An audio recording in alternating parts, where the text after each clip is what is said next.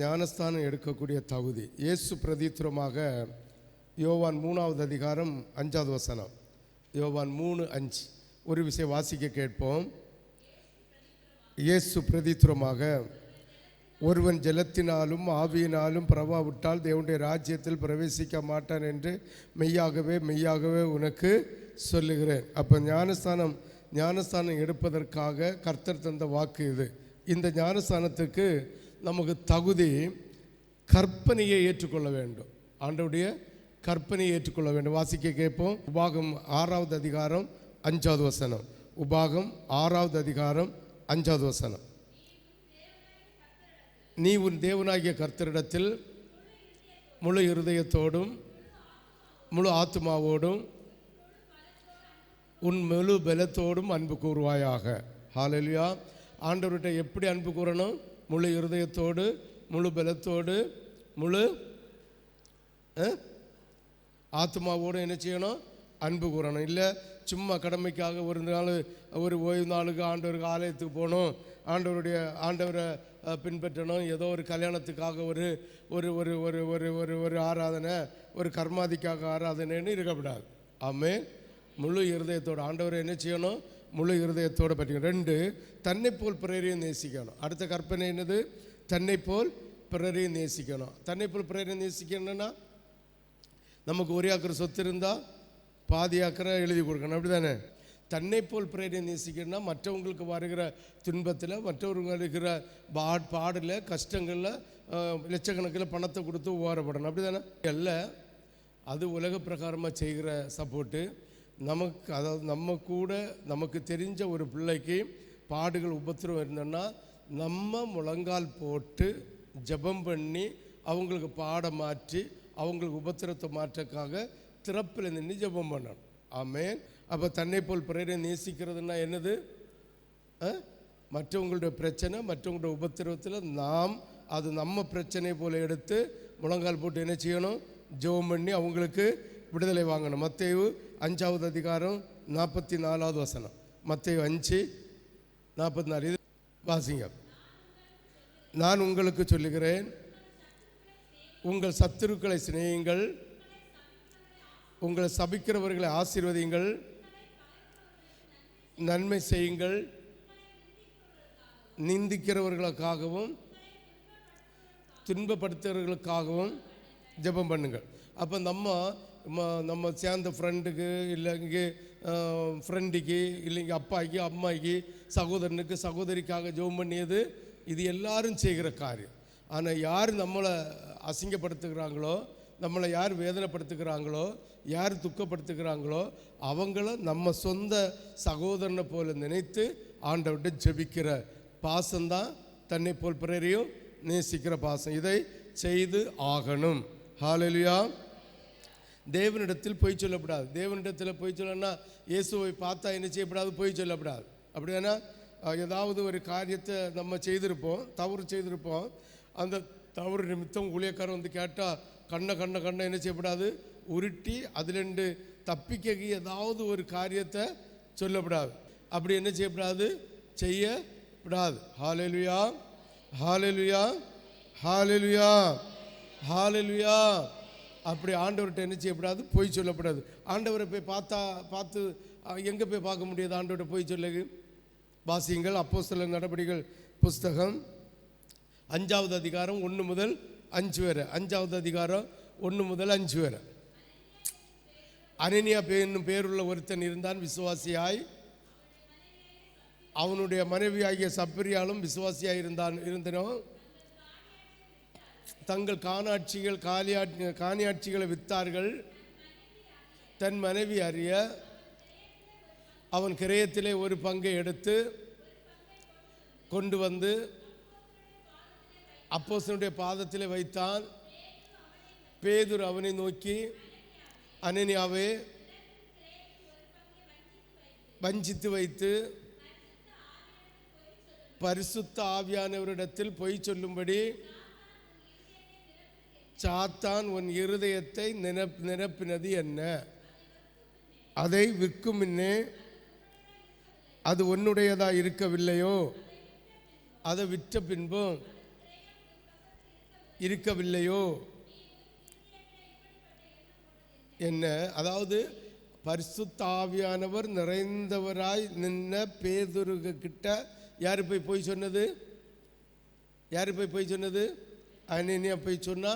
ரெண்டாவது சப்பீரியா வந்து அவளும் போய் சொன்னா. ரெண்டு பேரும் எப்படி போச்சுனோ? துடித்து செத்து போச்சுனோம். ஆமே, ஹல்லேலூயா, ஹல்லேலூயா. அப்போ தேவனிடத்தில் போய் சொல்லப்படாதுன்னா ஊழியக்காரன் பரிசுத்த ஆவியின் அபிஷேகத்தை பெற்று தேவனுடைய அன்பில் நிற்கிற ஊழியக்காரன் முன்ன என்ன செய்யப்படாது? போய் தப்பிக்காக ஒரு போய் சொல்லப்படாது. ஆமே. ஏதாவது ஒன்றுன்னா உள்ளது வேணா ரெண்டு திட்டு கிடைக்கும். இல்லைங்க ஒரு இதே மாதிரி மன்னிப்பு காக்க செய்வோம். ஏதாவது ஒரு பனிஷ்மெண்ட், சின்ன பனிஷ்மெண்ட்டு கிடைக்குமே தவிர நம்மளை நரகத்துக்கு ஒன்றும் ஊழியக்காரன் என்ன செய்ய மாட்டான், தள்ள மாட்டான். நீங்கள் பொய் சொன்னால் நீங்கள் எங்கே தான் போவீங்க? நரகத்து தான் போவீங்க. ஆமே. அதனால ஊழியக்காரன்ட்ட வந்து வார்த்தைகளை சொல்கிறது ரொம்ப கவனமாக சொல்லணும், ரொம்ப கவனமாக இருக்கணும். அப்படி நீ போய் என்னிடத்தை சொல்ல, இல்லை யாராவது அந்த மறைச்சி இல்லை ஏதாவது ஒரு காரியத்தை செல்லுவோமானால் நீங்கள் சொல்லுகிறது என்னிடம் இல்லை, என்னோடு இருக்கிற அபிஷேகம் தந்த பரிசுத்த ஆவியானவரிடத்தில் பொய் சொல்லுகிறது. அப்படி சொல்லும்போது துடித்து இது வந்து பெரிய அந்த அந்த அந்த காலத்தில் பழைய ஏற்பாட்டு காலத்தில் கண்ணுக்கு கண் மூக்குக்கு மூக்கு கடந்த நாட்கள் இல்லை. இது புதிய ஏற்பாட்டு காலத்தில் அப்போஸ்தலர் காலத்தில் நடந்தது, இன்னைக்கும் நடந்துட்டு இருக்குது. ஆமேன், ஆமேன். ஆண்டுடைய சமூகத்தில் பொய் சொன்ன ஒன்றும் சபையில் என்ன செய்யலை, நிலைச்சு நிற்கலை. பொய் சொன்ன ஒன்றும் என்ன செய்யலை, குடும்ப வாழ்க்கையில் முன்னேறி வரல. ஹல்லேலூயா, ஹல்லேலூயா. இது தேவனிடத்தில் பொய் சொன்னால் அனினியா சப்பேனிக்காய்க்கு உண்டாகிறது போல உண்டாகும். ஆமேன். தான் நிற்கக்கு ஏற்றாதான் தற்சமயம் பாஸ்டர்கிட்ட திட்டு வாங்காமல் இருக்கக்கு, தற்சமயம் பாஸ்டர்கிட்ட பேச்சு வாங்காமல் இருக்கக்காக பேசுகிற பொய். ஆமே, ஆமே.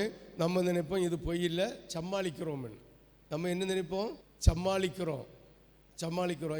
இது சமாளிக்கிறது இல்லை, ஆண்டவருடைய சமூகத்தில் சொல்கிற பொய்.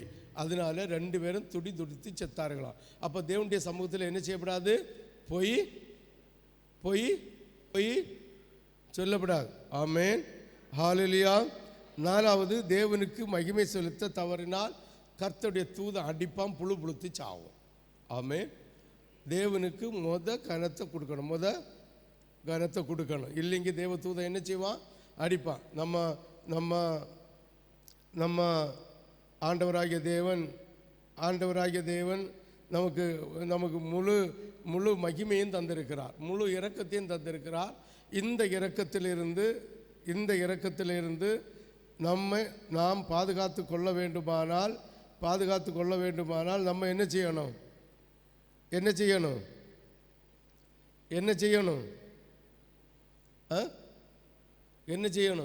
ஆண்டவருக்கு மகிமையை கொடுக்கணும். ஆமேன்.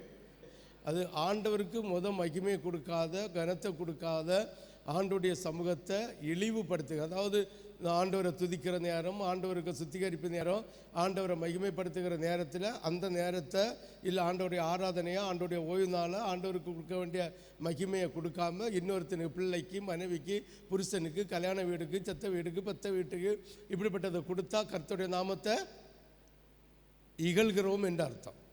அப்போ இருந்தால் தூதன் என்ன செய்வான்? அடிப்பான், புழுத்து சாக வேண்டியது இருக்கு. பாருங்க, தேவனுக்கு மகிமை செலுத்த தவறினால் அப்போஸ்தலர் 12:23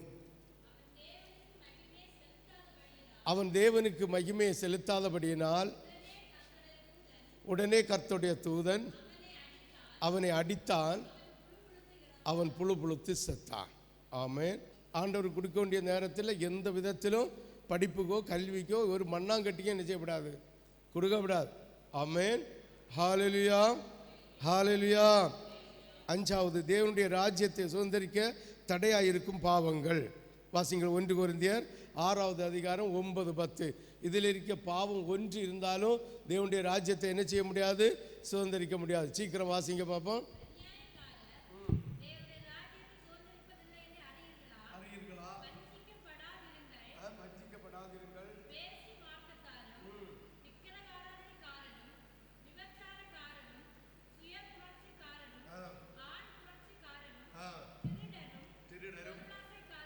பொருளாசைக்காரரும் வெறியரும்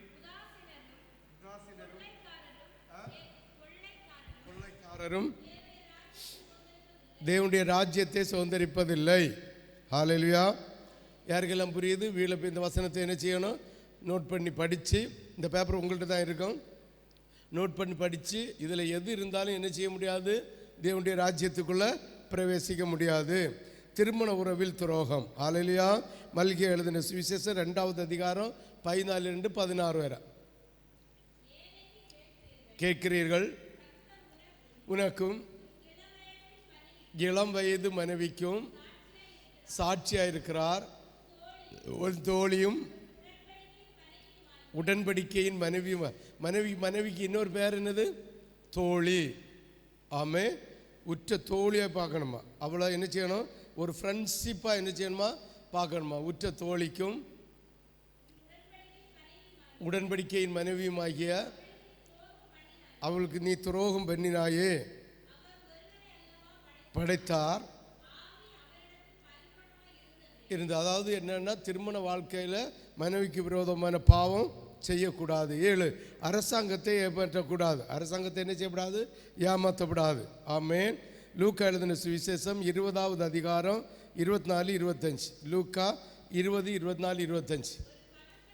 ஆண்டவராகிய தேவன் இந்த உலகத்தில் ஊழியம் செஞ்சுட்டு இருந்தப்போ வரிகாரங்க வந்து அவர்கிட்ட வந்து என்ன செஞ்சணும்? வரி கேட்டணும். ஹல்லேலூயா. ஹல்லேலூயா. அதுதானே ஒரு பணத்தை எடுத்ததானே. பாருங்க, வரிகாரங்க எல்லாம் வந்து என்ன செஞ்சணும்? வரி கேட்டோன்னா இயேசு கிறிஸ்து என்ன சொன்னார்?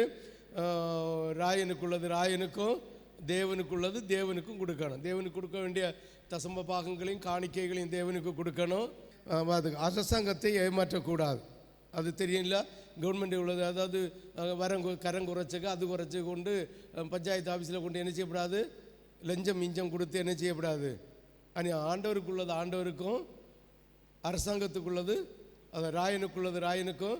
அப்போ ஆண்டவர் சொன்னார், நீ ஓடிப்போ, ஒரு தூண்டில் போடு, ஒரு மீன் ஆக்கப்படும், அதுக்கு வாய்க்குள்ளே இருந்து பணம் இருக்கும், 2 பணம் இருக்கும், அந்த 1 வெள்ளிக்காசு இல்லையா, ஒரு பணம் இருக்கும், அதை எடுத்து என்ன செய், உனக்கும் எனக்கும் சேர்த்து ராயன்ட்ட கொண்டு கொடுன்னு. அப்போ இவர்கிட்ட கேட்கணும், யார்? எப்படி ஆகும் ஆண்டவர்? நீரும் கரங்கட்டன்மான்னு. அப்போ தான் ஒரு நாணயத்தை எடுத்து ஒரு பக்கத்தை, இதில் என்ன இருக்குதுன்னு கேட்டால் ராயனுடைய சுருவம் இருக்குது, இன்னொரு பக்கம் என்னது? பணத்தினுடைய சுருவம் இருக்குது. அதனால ராயனுக்குள்ளதை ராயனுக்கு கொடு, தேவனுக்குள்ளதை தேவனுக்கு கொடுன்னு சொல்லிவிட்டா. அப்போ கவர்மெண்ட்டை கூட நம்ம என்ன செய்யப்படாது? ஏமாற்றப்படாது. கர்த்தருக்கு கொடுப்பது எப்படிப்பட்டது? கர்த்தருக்கு குடிக்கிறது எப்படிப்பட்டது இருக்கணும்? அப்போ ஆண்டவருக்கு கொடுக்கறது எப்படிப்பட்டதை கொடுக்கணும்? பிஞ்சது வலிஞ்சது இல்லை. ஒரு கோழி காணிக்க வச்சாலும் என்ன செய்யணும்? தீனம் வந்து முடையாக வந்தால் அதுக்கு இழுப்பு வந்து அது வியாதி வந்த பிறகு பொருத்தனை பண்ணணும். இந்த கோழி பிழைச்சா நான் இதை என்ன செய்வேன்? காணிக்குவேன். அப்படி வச்சலாமா? ஆண்டவர், இந்த கோழி பிழைச்சா இதுக்கு பதிலாக இதில் நிற்கிறதுல நம்பர் 1 கோழியை காட்டி இந்த கோழியை கர்த்தருக்கு என்ன செய்வேன்?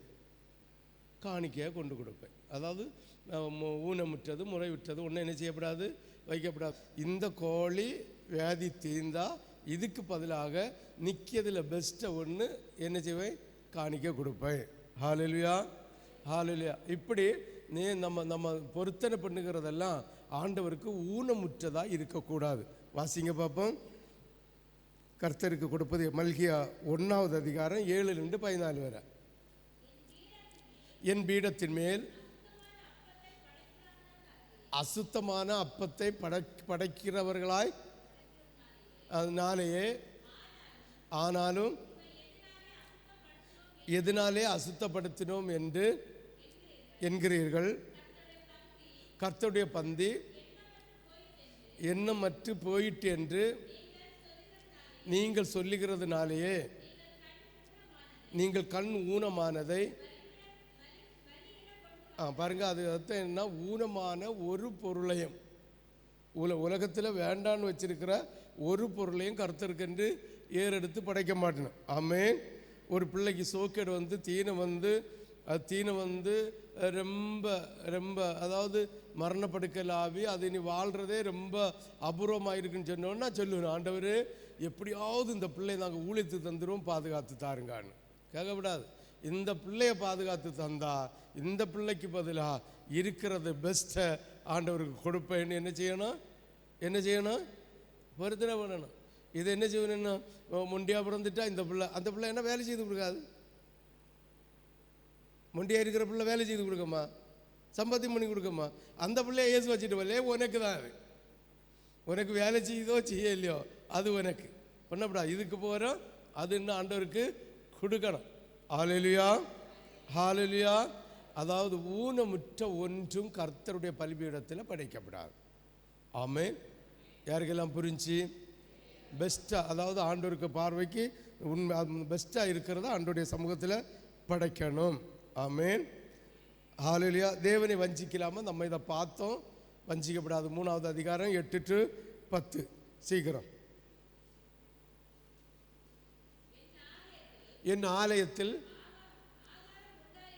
ஆகாரம் உண்டாயிருக்கும்படி தசம பாகங்களை எல்லாம் பண்டக சாலையிலே கொண்டு வாருங்கள். அப்பொழுது நான் உங்களை வானத்திலிருந்து பலகனிகளை திறந்து இடம் கொள்ளாமல் போக மட்டும் உங்களை ஆசீர்வதிப்பனோ வைக்க மாட்டேனோ என்று என் வேதத்தில் 66 புஸ்தகத்திலையும் என்ன சோதிச்சு பாருன்னு சொன்ன இடம் அந்த ஒரு இடம்.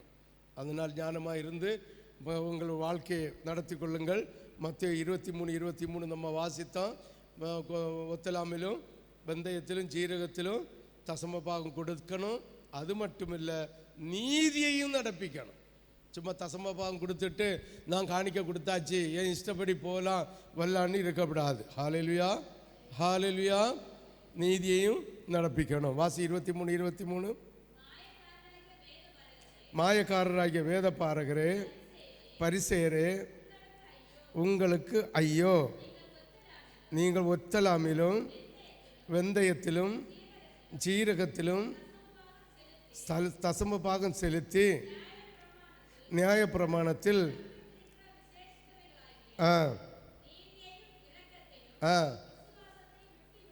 விட்டுவிட்டீர்கள். இவைகளை செய்ய வேண்டும், அவைகளை விடாதீர்கள். அப்போ என்ன செய்யணும்? காணிக்கையும் படைக்கணும். கர்த்தருடைய நீதி, கர்த்தர் திருச்சபையில் வச்சிருக்கிற ஒழுங்கு நீதியையும் கடைபிடிக்கணும். ஆமென். ஞாயிற்றுக்கிழமை ஆராதனை தவறாமல் செய்யணும். தவறுனா எண்ணாகமும் 15வது அதிகாரம் 32 கீழே எழுதிக்கா. எண்ணாகமும் 15:32 ஓய்வு நாள். விரவு பறக்க போச்சுன்னா, விரவு பறக்க போனது போகும்போது அந்த ஓய்வு நாளில் விரவு பறக்கிறத கண்டுபிடித்தார்கள். யார் கண்டுபிடிச்சது? யார் கண்டுபிடிச்சது? அந்த சபையில் உள்ளவங்க கண்டுபிடிச்சு அவங்கள பிடிச்சி என்ன செஞ்சினோம்?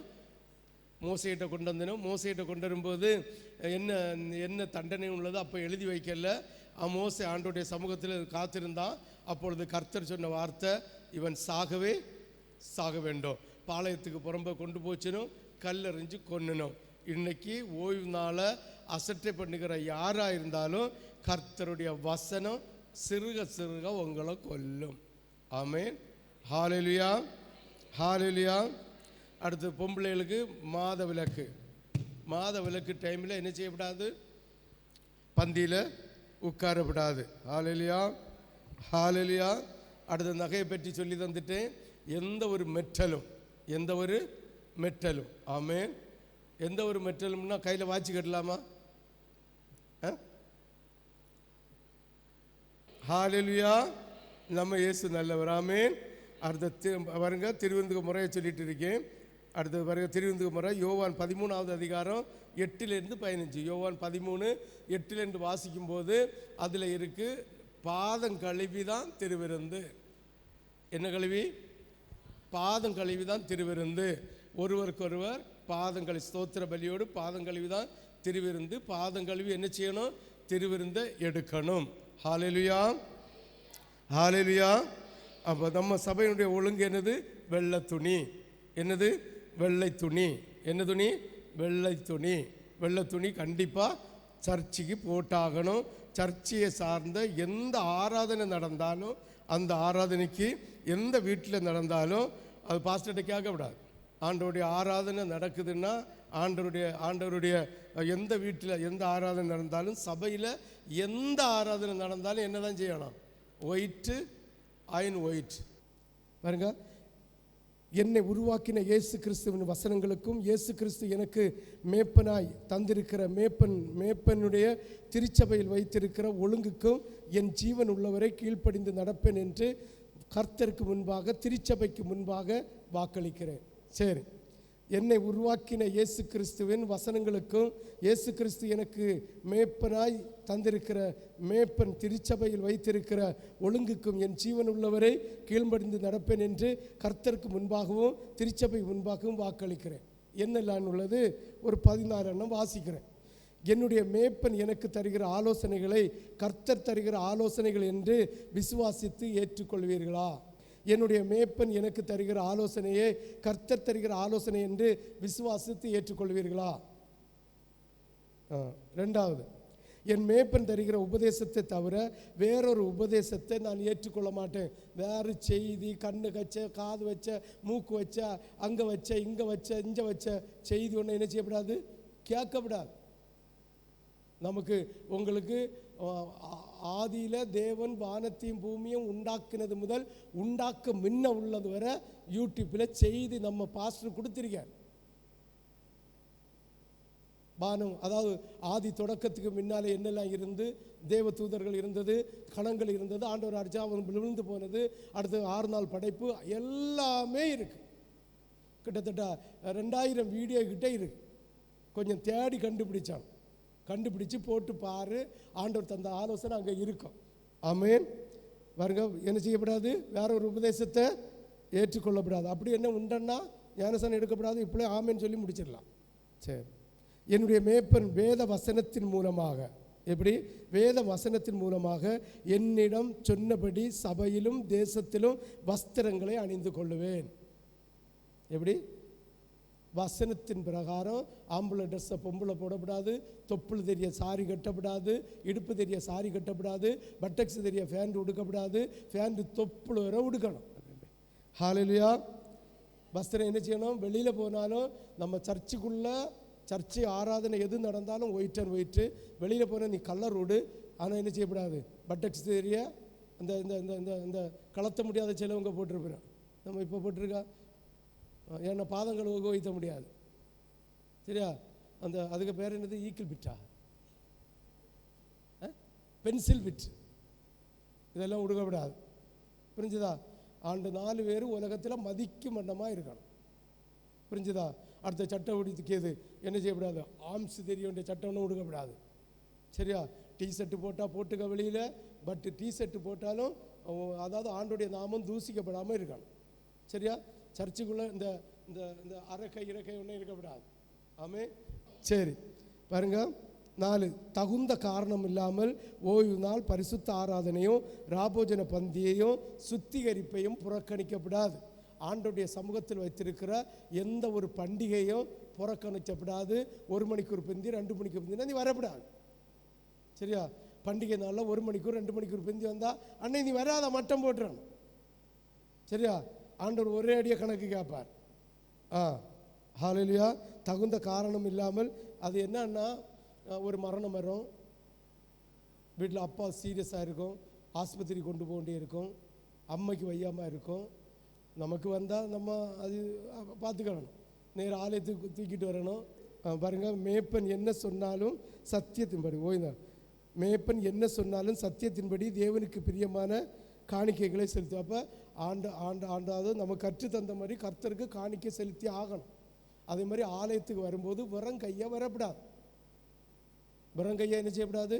வரப்படாது. 1 ரூபா, 2 ரூபா, 5 ரூபா, 10 ரூபா, 1 லட்சம், உங்களுக்கு என்ன தகுதி உண்டோ அதை காணிக்கை பெட்டியில் போடணும். இது தேவனுடைய ஒழுங்கு. இது செய்யலைங்க ஆசீர்வாதம் நமக்கு என்ன செய்யாது?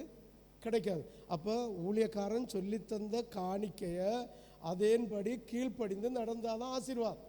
இந்த 14 காரியத்தையும் செய்யலைங்க நீ ஞானஸ்நானம் எடுத்து பிரயோஜனமே இல்லை. பிரயோஜனம் உண்டா? இல்லை. அடுத்து, தகுந்த காரணம் இல்லாமல் தேவனுடைய பண்டிகைகளை புறக்கணிக்க மாட்டேன். ஆண்டவருடைய பண்டிகை நாளை எக்காரணத்தையும் கொண்டு என்ன செய்யப்படாது? அசட்டை பண்ணப்படாது. என்ன செய்யப்படாது? அசட்டை பண்ணப்படாது. ஆமென். 9, மேப்பன் சொல்லுகிற வார்த்தைக்கு கீழ்ப்படியணும்.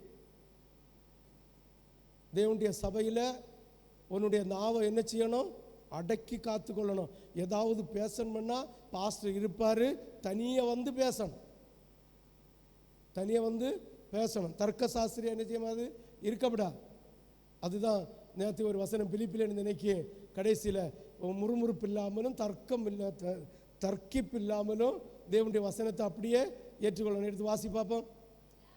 எல்லாவற்றையும் முறுமுறுப்பு இல்லாமலும் தர்க்கிப்பு இல்லாமலும் செய்யுங்கள். ஆமென். புரிஞ்சுதான்? பாருங்க, ஆராதனையில் தகுந்த காரணம் இல்லாமல் தேவனுடைய பண்டிகைகளை புறக்கணிக்க மாட்டேன். ஆராதனைகளுக்கு திருச்சபையில் வைத்திருக்கிற நேரத்தின் ஒழுங்கை கடைபிடிச்சணும். ஆண்டவருடைய சமூகத்தில் பரிசுத்தாவியானவருக்கு முன்னிலையில் ஆண்டவருடைய இயேசுவை சாட்சி வச்சு, பரிசுத்தமான சாட்சி வச்சு கையெழுத்து போட்டு கொடுத்துருக்கு. இதில் இருக்கிற ஒவ்வொருவரும் ஜாக்கிரதையாக இருக்கணும். ஆமென். பாருங்க, தகுந்த காரணம் இல்லாமல் தேவனுடைய பண்டிகையை புறக்கணிக்க. ஆராதனைகளுக்கு திருச்சபையில் வைத்திருக்கிற நேரத்தின் ஒழுங்கை கடைபிடிக்கணும். நிறைய சபையில் இருக்குது தெரியுமா? அதே போல் நம்ம சபையில் உபவாச பண்டிகையில் வருது தெரிஞ்சுங்க. ஆண்டவராகிய இயேசு கிறிஸ்து பெரியவரா சின்னவரா சொல்லுங்களா? பெரியவர். நீயும் நானும் வரமுன்னே பலிபீடத்தில் நான் வரும்பா பலிபீடத்தில் சிங்காசனம் இல்லைங்கி நான் கால் எடுத்து வச்சக்கே தோணாம். அப்போ அவர் நமக்கு முன்னே வந்திருக்காரு. அவர் தந்த நேரத்துக்கு நம்ம வரலைங்கி அவர் அவமதிக்கிறதா இல்லை அவரை கனம் பண்ணியதா? வாய் திறந்து சொல்லுங்களா? அவமதிக்கிறது, அவரை கேவலப்படுத்துகிறார். சிந்திச்சு பாருங்க. நீங்கள் வர முன்னே இயேசு வந்திருப்பாரா இல்லையா? அப்போ அந்த இயேசு வரக்கு முன்ன அந்த நேரத்துக்கு நம்ம வரலைங்கி யாரை அவமானப்படுத்தியோம்? நம்ம இயேசுவை அவமானப்படுத்தியோம். இது தெரியல. நிறைய சபையில் பாருங்க, ஆமேன் சொல்லுகிறது வரைக்கும் ஆள் வந்துட்டே இருக்கு. பந்தேகு சபையில் வாடி வாடி வாடி வாடி வரி வாழ்வா, கடைசியில் என்னத்துக்கு கை வச்சு ஜோம் பண்ண ஆமேன் சொல்லியற வருவணும். அவ்வளவு அசிங்கப்பட்ட விதத்தில் இன்றைய திருச்சபைகள் நடக்கிறது. நம்ம திருச்சபை அப்படி இருக்கப்படாது. ஆமே.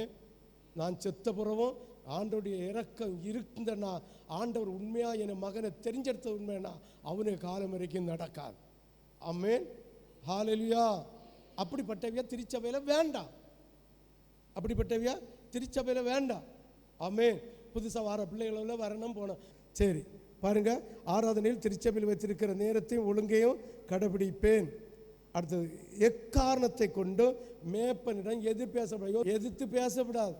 உனக்கு மேப்பன் பேசுறதுல சந்தேகம் வந்தா, ஏதாவது ஒன்று கேட்கணுமா, மேப்பன் இருக்கும்போது பாஸ்டர் நீங்கள் இப்படி சொன்னீங்கல்ல, அது எனக்கு ஒன்று விளக்கி சொல்லி தாருங்கன்னு தர்க்கமாட்டு கேட்கப்படாது. எப்படி தர்க்கமாக கேட்கப்படாது, ஆலோசனையாக கேட்கணும். பரத்திலிருந்து ஆலோசனையை அப்பம் தருவார். ஆமேன். யாருக்கெல்லாம் புரிஞ்சு? ஆமேன். வார்த்தைக்கு கீழ்ப்படிவேன், கர்த்தரையும் எதிர்பேச மாட்டேன். 9, மேப்பன் சொல்லுகிற வார்த்தைக்கு என்ன செய்யணும்?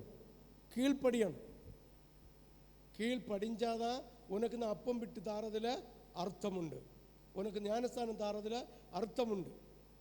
கீழ்ப்படியலைங்கி அர்த்தம் இல்லை. வார்த்தைக்கு என்ன செய்யணும்?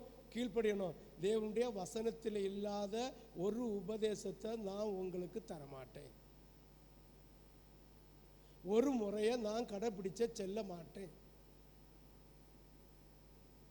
அப்படி ஏதாவது ஒரு சந்தேகம் உண்டுன்னா, செல் வச்சிருக்கிறது தப்பா இல்லை பேனா வச்சிருக்கிறது தப்பா, தலையை குமஞ்சி போகாமல் இருக்க பார் வச்சு கெட்டிக்கிறது தப்பா என்னுள்ளதை என்கிட்ட தனியாக வந்து கேட்கணும்.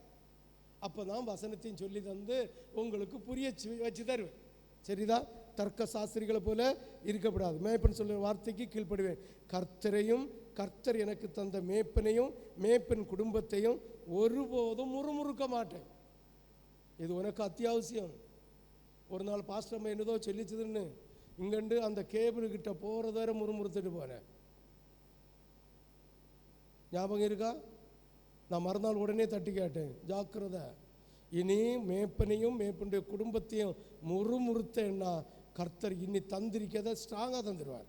தருவேன்னு சொல்லியிருக்காருல்ல, அதை ஸ்ட்ராங்காக தந்துடுவார். புரியுதா? எக்காரணத்தையும் கொண்டு என்ன செய்யப்படாது? முறுமுறுக்கப்படாது.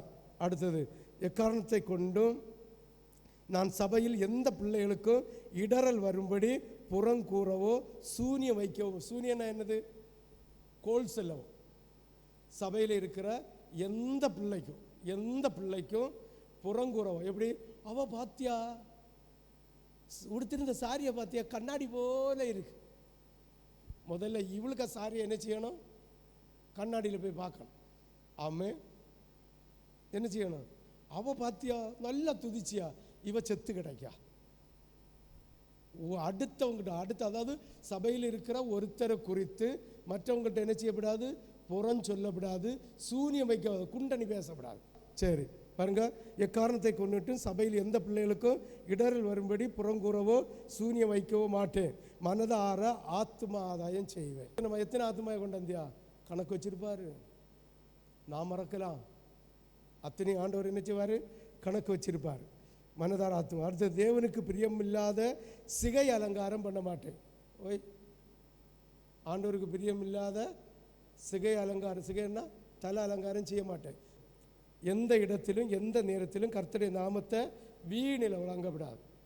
10 கற்பனை தந்திருக்கு, அதில் 3வது கற்பனை வீணில் வழங்கக்கூடாது என்கிற கற்பனை. மற்ற 9 கற்பனைக்கும் கர்த்தருடைய சாபம் வரும், இல்லை இப்படிப்பட்ட உபத்திரம் வரும்னு எச்சரிக்கை செஞ்சிருக்காரு. ஆனால் இந்த 3வது கற்பனை மட்டும் தண்டியாமல் விட மாட்டேன்னு சொல்லி அந்த ஒரு கற்பனை வாசி பார்ப்போம். 20ஆம் அதிகாரம், உபாகம் 5 இல்லையா? சரி.